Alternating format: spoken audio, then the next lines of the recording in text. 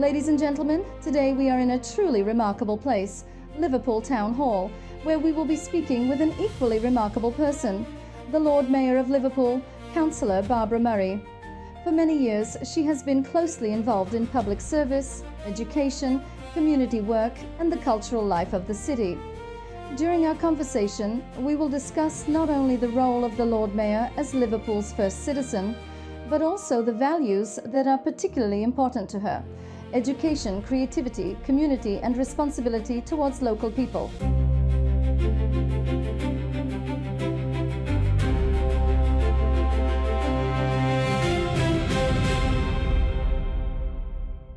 Today my guest is Lord Mayor of Liverpool, Councillor Barbara Murray. Nice to meet you. Thank you for your time. Lovely to be here, Maria. I would say two roles in particular have prepared me for the responsibility as Lord Mayor. I have been the Cabinet Member for Education and Schools and the Cabinet Member for Skills and Employment, which give me a real sense of the needs and the skills needed in the city, and that has actually informed my fundraising capacity as Lord Mayor. And the other one is chairing many meetings in various guises and various directorates over the 19 years I've been a councillor, and that has been really useful for chairing council meetings here in the chamber. What did your work in education teach you about the real needs of local residents? Education is really the means out of poverty. If you're educated, you can get a good job, a well-paid job. And therefore, for me, knowing there are people unemployed in the city, it's really crucial we get the best education and training to them as best we can as a city council. How did your experience as a school governor influence the way you think about leadership? I've been a governor for very many years. I started out as a staff governor when I worked in schools, and then I was asked to chair something called an interim executive board for a school in my ward which was about to be closed if it didn't improve, and I led that board for many years and led it out of its difficulties to becoming a good school, and that taught me the importance of strong governance. It's really important that our schools have governance members who can do the job, who understand the needs, and who are actually scrutinising what schools are doing, because it's absolutely crucial that our children and young people get the best education possible. How did your community involvement and community work shape your understanding of Liverpool? After I became a councillor, I could no longer work as a teacher in the city, because you can't work for the city and be a councillor at the same time. So I had to change my profession, and I went to be a community worker for a housing authority in Knowsley, and that really opened up my understanding of the multiple communities actually here on Merseyside, but especially here in Liverpool. In Liverpool, we have over 120 languages spoken, which shows how diverse we are. Despite the fact we're only a small city, we've only got 500,000 population. So that's a lot of languages, and I think it's really important to understand how those communities interact and how best to bring them together, and how best we can support them to work together. Do poetry and the arts help us to understand cities and their people more deeply? I don't know if art and poetry did help me, but Liverpool has a strong poetic history. So we used to have 3 Mersey poets who were very well supported in the city, and they used to do a lot of poetry readings. Unfortunately, 2 of those have died now, Brian Patton and Adrian Henry, but still, Roger McGough is an incredibly well-known poet, and they really did start a fire here in the city, which goes on to this day. Most nights you can find a poetry performance open mic session in most of our pubs and bars, because Liverpool people do like to express their feelings in poetry. Looking back at your entire journey, what proved to be the most valuable preparation for the role of Lord Mayor? I think the thing that's probably been most useful as Lord Mayor is the fact that I'm used to meeting people as a politician, talking to people at lots of different levels, and I have had to, as Lord Mayor, meet lots of people, and I've had to be able to relate to them and understand what they're telling me. But I've also been impressed by how many people are actually working in the city as volunteers to support the things we need. And, you know, I would say they have to be acknowledged and thanked for the large amount of work they're doing without any reward. What inspired you to take on the office of Lord Mayor? Well, this is a very interesting question. It was never an ambition. I have not had the ambition to be Lord Mayor. I have only ever had the ambition to be a councillor. But about 4 years ago, I was asked if I would consider being Lord Mayor. And I was taken aback. I said, oh, I'll have to think about that for a couple of weeks. And I did. And when I thought about it, I thought, oh, do you know what? That's a great honour. Yes, I'd like to do that. And by the time I spoke back to them, they'd moved on and appointed somebody else. So in 2025, when I was asked again, I just said yes immediately. And of course you would, because it's a great honour. When you first took office, how did you understand the importance of the role? I think I did appreciate the weight of the office, because you are the first citizen, and you know, you have to be welcoming to people from all around the world, welcoming to people from all around this country, and welcoming to the people who live here. By the same time, you're representing the people who live here, so you want to be someone who is, I don't know, friendly, kind, and supportive of those people when they come to us. And I think it's really important to be interested in what people are doing, to listen carefully to what they're saying. And I think it's a really lucky position as Lord Mayor. Sometimes I can connect the right people to each other because I have that oversight of the city. Mm-hmm. What does this office mean to you personally, and what does it represent institutionally? Is it possible to separate the two? I'd say institutionally, the role is very important. It gives the city a figurehead, someone that people can turn to for civic events, and we do need people at civic events who lay the wreaths on Remembrance Sunday, who speak at conferences to welcome people to the city. But at the same time, for me personally, I didn't realise I will be in history as well, because on this chain, on the back of it, on the links, this chain is 200 years old. It's solid gold, but on the back of the chain are the names of all the previous Lord Mayors. And my name will go on there. And I didn't know that before I became Lord Mayor. It's just something I've realised since wearing the chain. And my name will go on here, and I feel that's such a personal honour. I'm delighted. My family are delighted. How do you understand your role today as Liverpool's first citizen? I'm sure the role has changed and had to reflect different times in history. But personally, now I think I'm really lucky. The city's in a good place. Economically, we're thriving. In terms of regeneration, there's so much building going on. It's a positive time for the city. And so because of that, there is a lot of interaction with consuls from different parts of the world. And I have had to meet with a lot of consuls representing Liverpool to welcome them and to make them feel they can develop relationships with our city, because we are keen to reach out to other countries. Which values are most important to you in carrying out this role? I think the same values I would just have as a person, to consider everybody and be kind and compassionate. We will all want kind and compassionate people anyway, all want the same thing. We want the best outcomes for our young people, the best outcomes for our families, and the best outcomes for our communities. And if we get that all right, we're all happier, aren't we? What personal direction or character have you been able to give to your term of office? No, I wouldn't say so.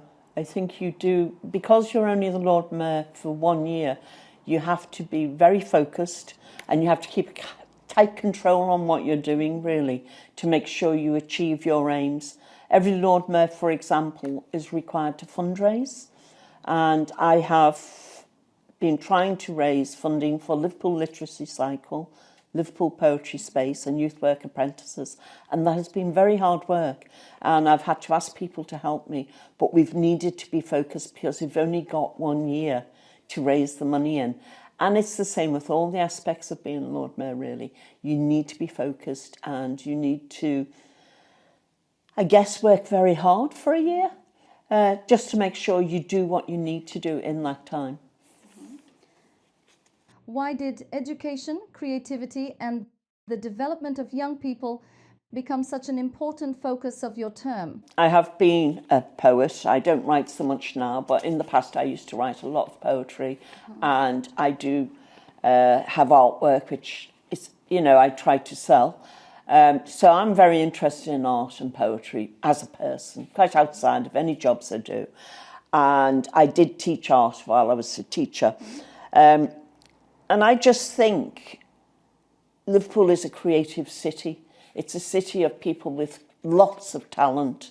And when I was younger, people didn't think about using art or poetry as a possible job.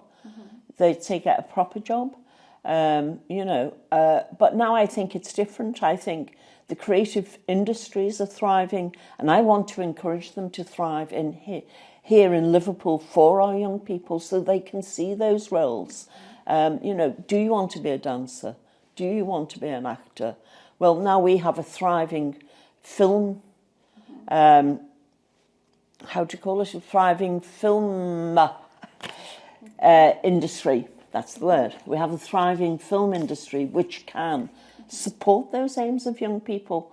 Why not have a job which is creative? Because I think it's great if you can enjoy the work you do as well. What has the office of Lord Mayor allowed you to see differently compared with your previous public roles? It's very different. I am now more aware of organisations and charities in particular who do a lot of unseen work, if you like. They raise money for research, especially around cancer research, other diseases. And research really is very crucial to the city. It's one of our biggest industries now, and people don't always realise that. But it's more important in the sense of the Lord Mayor has an overview of the city. So I meet so many people, I get that sense of who's who and what's what, and I can actually help people to connect. And I think that's really important for partnership working. What impressions have stayed with you following the event at Liverpool Town Hall, which symbolically marked the closing stage of your term as Lord Mayor of Liverpool? I think the biggest lasting impressions are the people I've met. I've met absolutely wonderful people, and some of them have been very young in our schools. Others of them have been very old, and everything in between. And I think it's fair and true to say Liverpool has wonderful people here, and they are the stars of everything. Which moment of that event was the most important or emotionally moving for you? I think the installation initially was very moving because I thought about my parents. They've been dead a very long time. But there has been a lot of, or many occasions where I've been moved. For example, when we've laid wreaths for those who've died in the war. When we've honoured people. We had a great event last week for the Girls' Brigade. They were given freedom of the city. And it was just fabulous to see the great work they are doing and how happy those girls were. It was lovely. How will you remember the atmosphere of that evening? The town hall itself is very beautiful. And as a councillor, you come in and out for meetings, so you're always rushing. As Lord Mayor, I've been able to really digest and appreciate how wonderful this building is. And people who visit us here always comment on that. It is beautiful. And you have to look up to see all the wonderful chandeliers and paintings. And I would just say, in the evening, it's a very special place to visit. Very special place to visit. What, in your view, best reflected the character and significance of that gathering? I would say fun, joy, happiness, all the positive things. It's great when people come together in a splendid building and they are actually here to celebrate something and enjoy this wonderful surrounding. And I just think you can't have enough words to say how happy you're feeling, but happiness really and joy. If you were to sum up that evening in one message, what would you like to say? At our charity event on Saturday, which was a big fundraiser for me, I just felt I was surrounded by friends and people I loved, and they made me feel appreciated, which was very, very moving. So I have to be careful because then I start wanting to cry. But it was just joyous to be with so many people who have helped me and supported me over the last 12 months. And to say to them, thank you, because without them I couldn't have done it. We needed a big team. Fantastic. Thank you so much.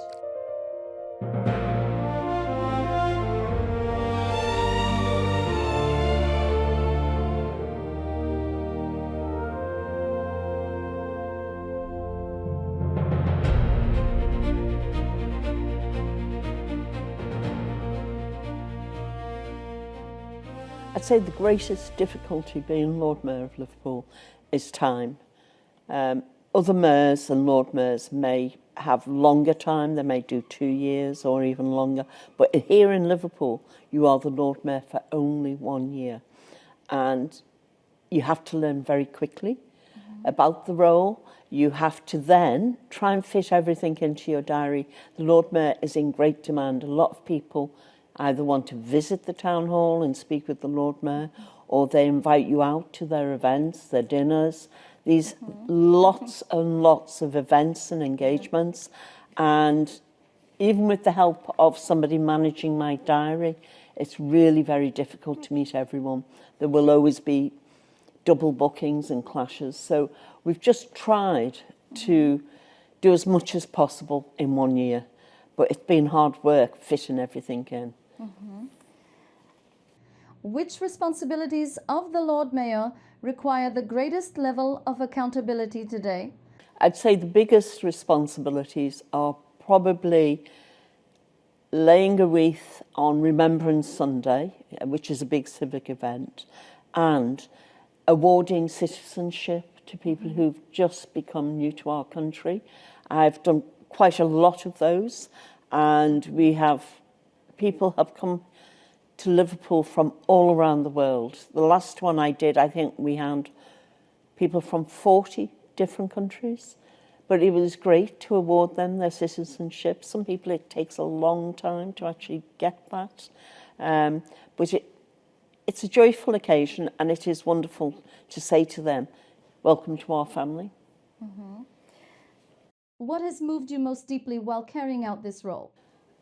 I think for me it was a dreadful thing that happened last year. The Lord Mayor has lots of functions. A lot of the functions are to do with sad things. But for me, when the young Liverpool player died in a car crash, and we heard it that morning, and it was a shock to everybody. And the following day I took a wreath up to Anfield to lay, and it was palpable. The grief was palpable. It was very sad. Which initiatives from your term of office are closest to your heart? I think for me, the initiatives that are closest to me are everything to do with young people. I've always tried to champion children and young people. They are the future, And for me, it's a very simple, straightforward argument. If we invest in our children, we invest in our own future, because our children will grow up and they will be decent people and they will look after us as we get old. Mm-hmm. Why do education and young people require such strong and determined support today? It's not just about young people looking after us, it's about them making the most of their own opportunities, and that's where education is vital. To get the better jobs, the better paid jobs, to not live in poverty, you need a good education. But a good education brings so very many benefits. It means you can probably better look after your own health. You can manage your own finances better. We have all the data that tells us these things. People who are educated and well educated have better lives. And why not have a better life? If we can deliver the education, better lives for everyone. Which needs of Liverpool's residents have been expressed most strongly during your term? I would say the needs in Liverpool are similar to what they were some time ago, in that we still have a lot of poverty in the city. We also have a lot of unemployment.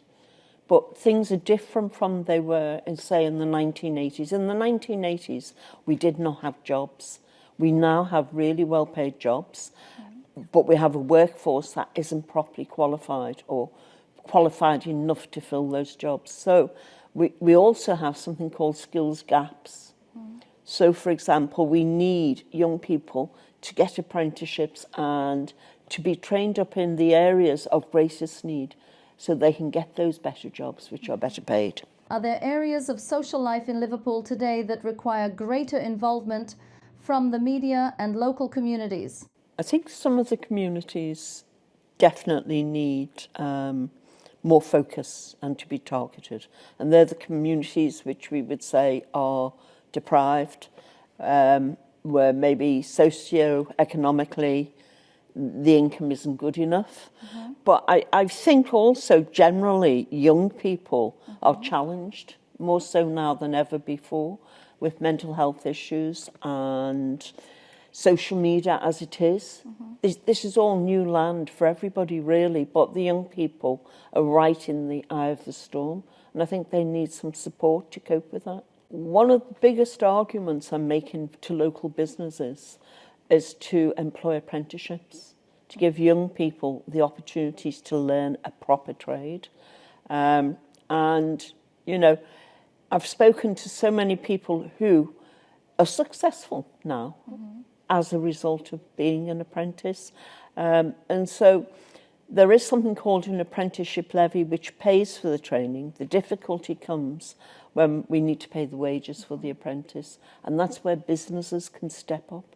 They can either employ an apprentice in their own business and pay the wages and let them train, or they can sponsor an apprentice who's maybe working in another area, and by paying their wages so they can train for a skills gap. What is the most important reflection that this role has left you with? I would say the city is in a far better place than it was 20 years ago. But I have high aspirations still that we can do more, and we can become even better. We can provide more opportunities, we can give a great education and training, and I just think the sky's the limit. I do say this very frequently. Liverpool is actually the capital of the world. Why? I would say that. I am a Lord Mayor. What would you consider to be the most important achievement of your term? Two things, really. I hope I have been successful in my argument to raise money for literacy, poetry and youth apprenticeships. But more importantly, I think I've won the arguments. It's not just about me fundraising, because I'm only here for a year. The needs in the city around literacy, and especially youth workers, go on after this time. And therefore, I hope I've made a very strong argument for other people helping me and supporting this campaign to do better. And I am currently thinking very closely about how we can get the wage element for the youth worker apprenticeships in particular, but apprenticeships generally as well. And I think there is money called the apprenticeship levy, which goes unspent, and that goes back to government, to the Treasury, and is never seen again, basically. What I am suggesting, and I'm writing a blog about this for the Heseltine Institute, I'm suggesting that we transform that unspent levy into wages for apprentices, so that we can hand out more apprentices and they can be paid well. What legacy would you like to leave behind? Oh, most certainly. I'm setting up a website. It's going to be in part an archive. All the photographs, the podcasts, the videos can be there for people to have a look at, and ideally for people who've had photos with me I haven't shared with them so far, they can take them from there. But we're also going to do other things there. We're going to keep a link there to the Lord Mayor's Legacy Fund for these issues, so that people can donate after I have been Lord Mayor and when I've stood down. And that will be managed by my charity, Liverpool Education Grants Charitable Trust. After your term of office ends, will you continue to actively support community and educational initiatives? So I will continue to fundraise and raise awareness for the issues I've been doing this year. So that's Liverpool Literacy Trust, Liverpool Poetry Space and Youth Worker Apprenticeships, because those matters could not be resolved within 12 months.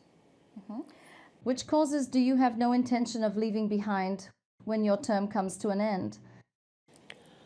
Well, I won't leave the campaign behind. I will seek to work with partners and continue to make the arguments for a better society, one that really knows how to invest in its young people, and one where we have shared agendas and shared outcomes, which is the good of all our communities, inclusive society, a society where we all feel safe, and a society where we all prosper, I think is really important.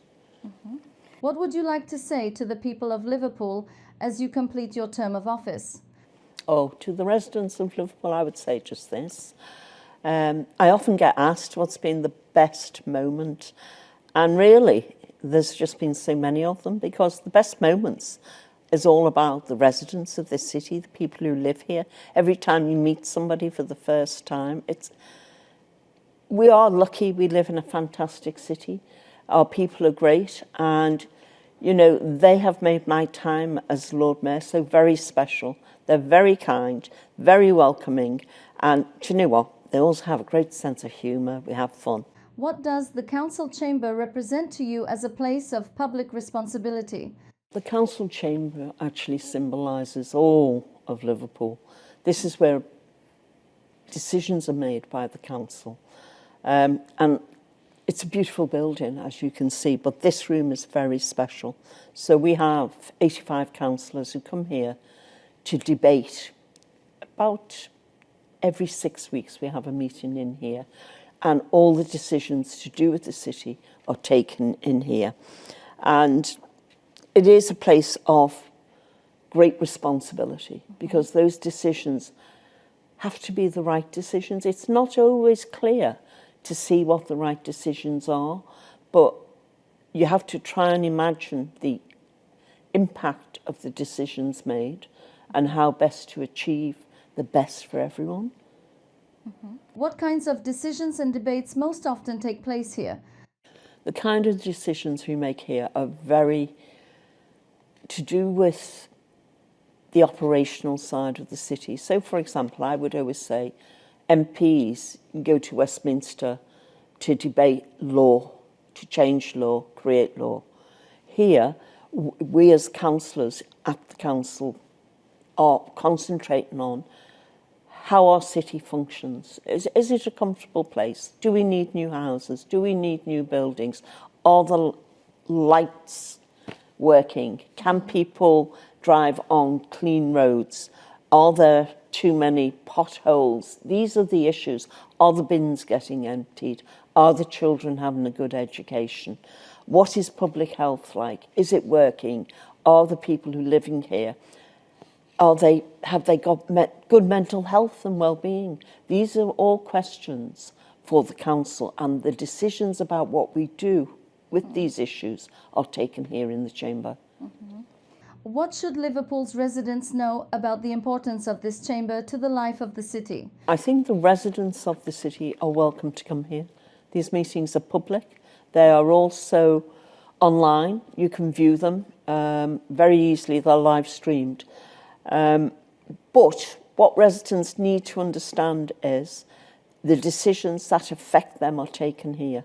And we live in a democracy, so it's really necessary that those decisions are open and transparent, and that people can voice different views. We often have people come here to be speakers on some of the motions we're debating, and they are welcome to do that. You know, as a council, the council needs to hear what the residents are thinking if we are to perform our duties in their best interest. Which public challenges are most strongly reflected today in places such as this?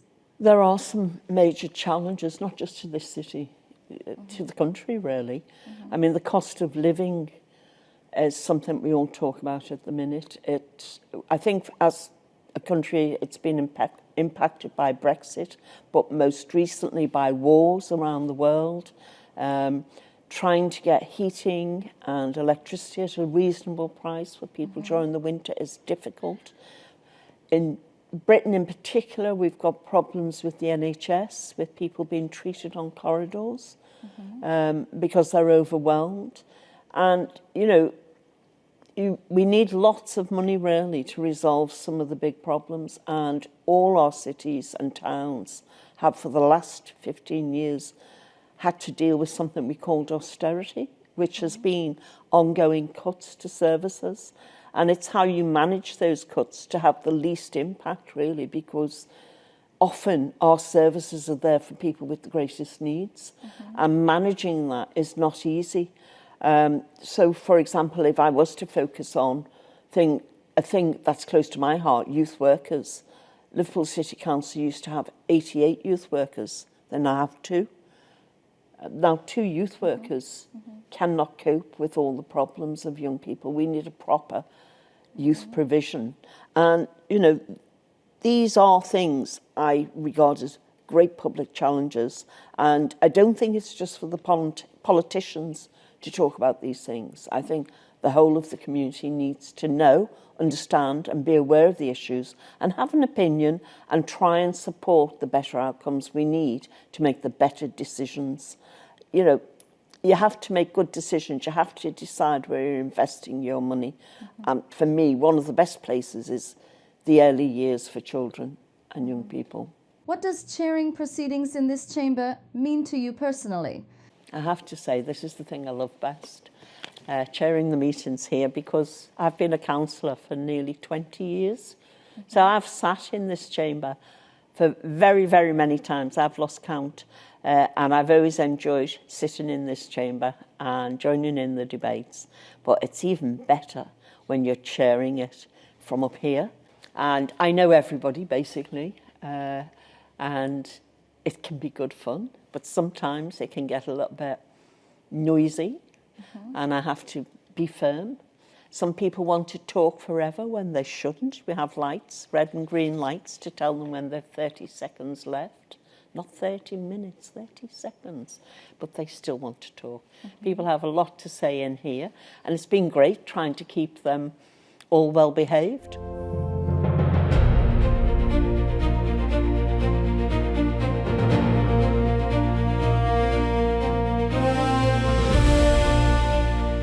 Could you explain what historical memory contributes to the exercise of modern public office? I would say commemoration is at the heart of the duty and function of the Lord Mayor. The city has to commemorate and remember the past, and we do that mainly with anniversaries. So during 2025, I had to do a lot of civic functions connected with the end of World War II. It was 80 years since World War II ended. We had functions, we had events for the end of the war, but we also had events for things like the return of the Japanese prisoners of war. So yes, it's really important, and there is the annual events we always commemorate as well. But we do a lot of work to commemorate, and what you might be interested in is I wear the red robes then and the black hat, because they are the occasions when the Lord Mayor really needs to stand out. And normally there would be other dignitaries alongside me, such as the Lord Lieutenant, the High Sheriff, and other mayors of Merseyside, because it's not just important here in Liverpool, it's important right across the country that those kind of big occasions are remembered properly. And I think it's really important to remember things like the wars, because if you don't remember them, it's very easy to lose peace. We need to remember how bad war was, not to go there again. How do you interpret the significance of the names and commemorations found throughout this building? The room we're in now is the Hall of Remembrance, and listed here are the names of all the soldiers who died in the First World War who were from Liverpool. And the saddest parts here is how young some of them were. You're talking about little boys who went to fight and never came back.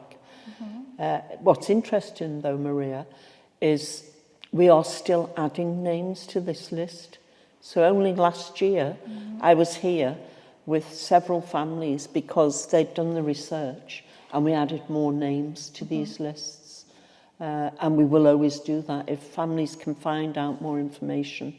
But there are thousands listed here, thousands. Does the importance of this place influence the way you think about public service? No, they don't change the way you think about public service. They reinforce it. We need public service. We need people to honour the dead. We need people to make sure the city functions properly, that there are trains and buses and lighting and shops and good houses. We need all of these things, and that's what public service is really about. It's making things work for the people who live here. Good public service gives good quality of life to the citizens and residents of the city. What moves you most about this part of Liverpool Town Hall? I would say what moves me most about this is, it's a very beautiful room. The decorations and the paintings are wonderful. But if you look at the words, so words like sacrifice, immortality, duty's call, these are all the emotions really and the thoughts we have around war and what we're trying to defend. But the saddest thing here is how many, and we all know this about the First World War, how many young men died. It was a generation, and dreadful, dreadful historical fact, how that altered the world.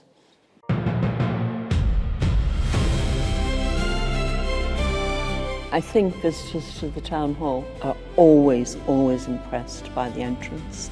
And as you come up these stairs and look up, you can see this fabulous ceiling. It's a dome, and it's just so impressive. It is beautiful.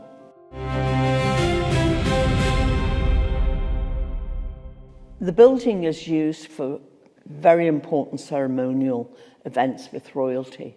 So, for example, when the Queen came here, she would have dinner in our dining room. And often for important dignitaries, they will stand on the balcony and wave to the crowds. A very interesting fact is that in the 60s, a group of young men called the Beatles stood on this balcony and waved to the thousands of young girls who were screaming, because that was the way it was, Beatlemania.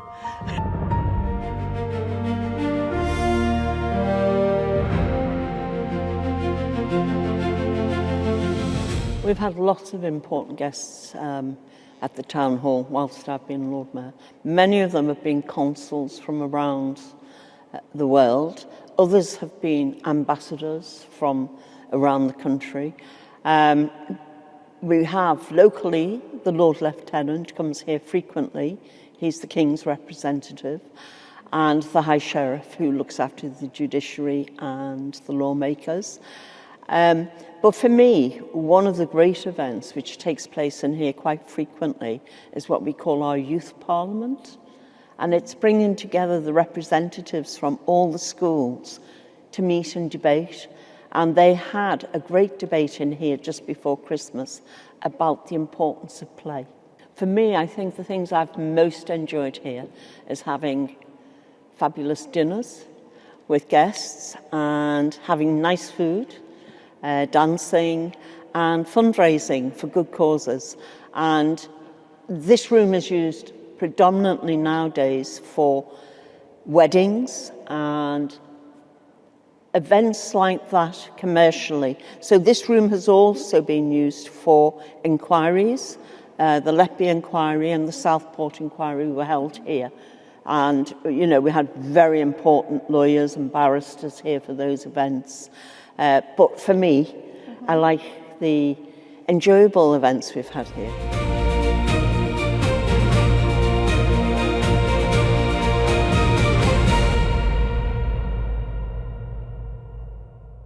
Liverpool Town Hall is impressive not only for its architecture and the history preserved within its walls, but also because it remains a place where a genuine sense of responsibility for the city and its residents continues to thrive. Reporting from Liverpool Town Hall for Whisper TV, Maria Anna Furman. Whisper TV is a modern media platform where the stories of people, brands and ideas take a professional form. We produce premium interviews and high-quality video content that build visibility, credibility and trust in the digital space. We support leaders, entrepreneurs and organizations, helping them communicate their values, projects and achievements in a clear, authentic and inspiring way. By combining media industry standards with a social mission, we create a space for dialogue, growth and real impact. This is where initiatives are born that connect people, strengthen communities, and show that success has many faces. Whisper TV, your partner in building communication, reputation, and narrative. Whisper TV, where you see people achieve.